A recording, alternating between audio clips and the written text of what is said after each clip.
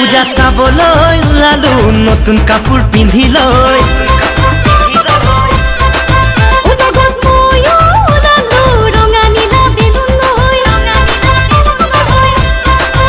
পূজা চাবলৈ ওলালো নতুন কাপোৰ পিন্ধি লৈ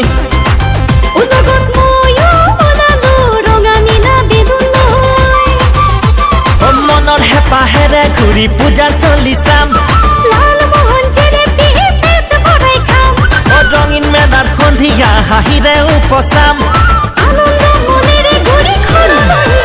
পূজা চাবলৈ ওলালো নতুন কাপোৰ পিন্ধি লৈ